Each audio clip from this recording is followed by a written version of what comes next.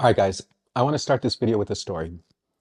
Back in the day, if you were making music with computers, you were relegated to using hardware to support the software and the instruments that would run on those computers. The industry standard at the time was Pro Tools, and to run Pro Tools, you had to buy their hardware, and their hardware was most of the time pretty expensive, but what it allowed you to do was make music suddenly not on tape recorders anymore, but in the computer, and that was a big step forward.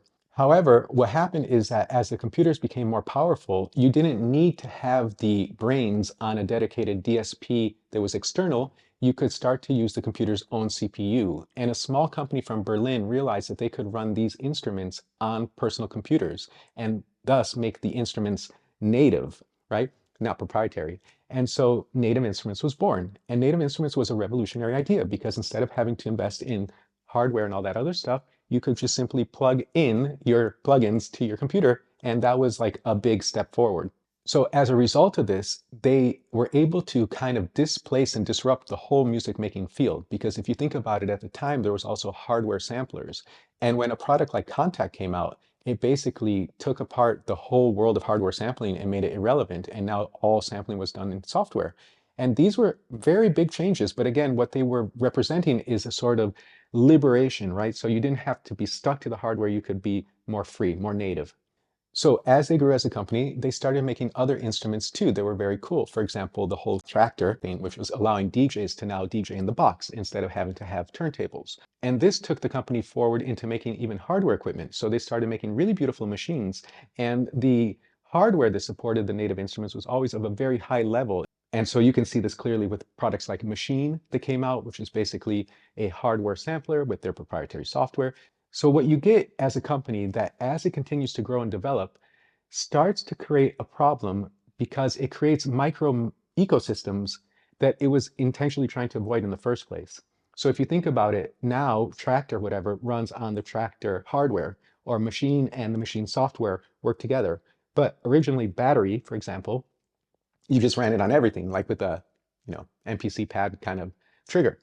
Point is that what that now has led to is a situation where these companies, or in the case, Native Instruments, is going through financial problems, and they seem to be going through preliminary liquidation, is a result of the fact that they have gone from a single idea, which is like, let's free everything, into about 6 different companies that are highly specific, that then are kind of linked into a proprietary hardware that is also specific. And so as a result, it's very hard to compete with other companies that are highly specific in configuring things in one lane, right?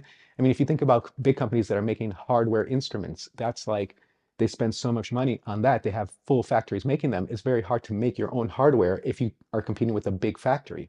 Or vice versa, if you have software, but you're competing with people, with companies that have humongous R&D, and they can develop products that are very complex because they can rewrite software basically from the ground up, it's very hard to constantly keep up with that kind of thing. And so we find ourselves in a situation where I think what's going to happen, I'm going to speculate, is that the company will be broken up into different pieces.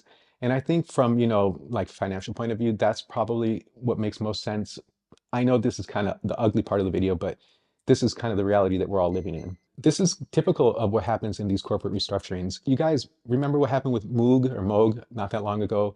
A lot of the big companies like In Music or Music Tribe, they absorb these also big companies and they create these kind of hegemons in a way. But the point is that along the way, if parts are useful, some of these bigger companies will take them and maybe discard some of the parts that are not useful. So I see a world where, for example, maybe a company like Serato or Pioneer might buy Reaktor and maybe not even put it out there, but just simply get it off the market so that they have a bigger piece of the pie. Or I also see a world where maybe Akai and Machine somehow integrate together and become some kind of combo, in the sense of that you can interchange the software with one or the other, perhaps. Who knows? The point is that these kind of agglomerations are the basically these, well, the point of this video is basically this.